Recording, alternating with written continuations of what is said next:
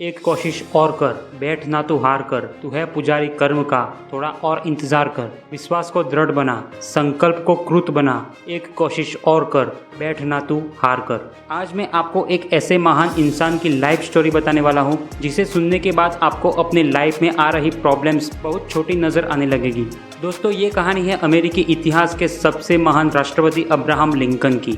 इस महान इंसान का जन्म एक झोपड़ी में रहने वाले गरीब परिवार में हुआ और आगे चलकर यही इंसान अमेरिका का सबसे महान राष्ट्रपति बना। लेकिन इस व्यक्ति के लिए व्हाइट हाउस तक का ये सफर इतना मुश्किल था कि अगर इसकी जगह कोई और होता तो वह डिप्रेशन में आकर शायद अपने आप को ही मार डालता। जब यह बंदा मात्र 2 साल का था तब इसके परिवार को एक जमीनी विवाद की वजह से अपना घर छोड़कर दूसरी जगह शिफ्ट होना पड़ा। प्रॉब्लम्स इनका पीछा यहाँ पर भी नहीं छोड़ रही थी।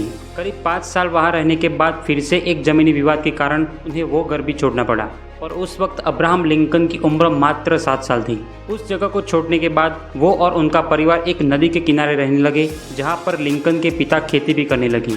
दोस्तों, यहाँ तक तो फिर भी ठीक था, लेकिन जब यह बंदा 9 साल का था तब एक बीमार की वजह से इनकी माँ की डेथ हो गई और यहाँ से शुरू होती है इनके लाइफ का वो दौर जहाँ पर कमज़ोर लोग टूटकर बिखर जाते हैं।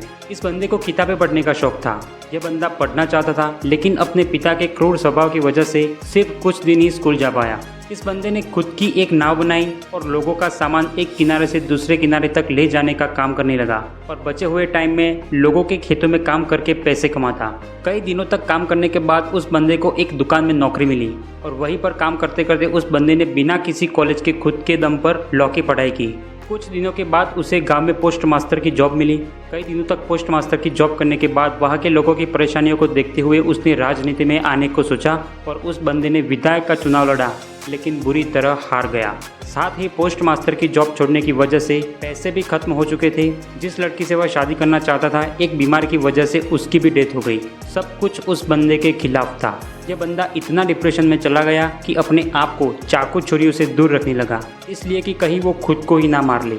लेकिन वो बंदा अपने दोस्त की मदद से एक बार फिर विधायक का चुनाव लड़ा और जीत गया। साथ ही वो बंदे ने जो लॉ की पढ़ाई की थी उसकी वजह से वो गरीब लोगों का केस फ्री में लड़ने लगा।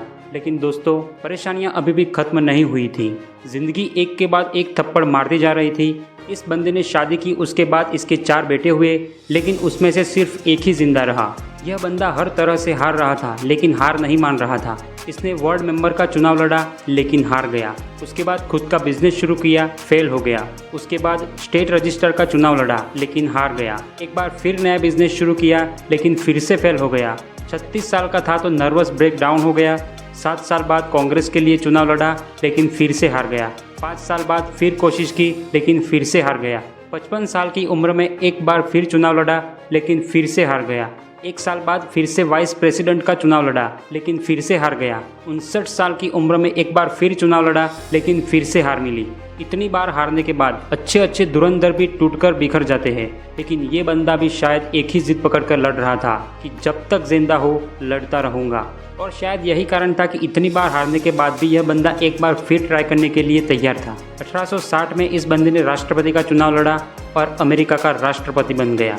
आखिर हार भी कब तक हराती इस बंदे को, जो हार मानने को तैयार नहीं था। राष्ट्रपति बनने के बाद अब्राहम लिंकन ने बहुत से बड़े काम किए, लेकिन 14 अप्रैल 1865 को अब्राहम लिंकन अपने पत्नी के साथ एक थिएटर में नाटक देखने गए थे, जहां पर एक अभिनेता ने उनको गोली मार दी और 15 अप्रैल 1865 को वो इतिहास के पन्नों में अपना नाम दर्ज करवा के इस दुनिया से चले गए।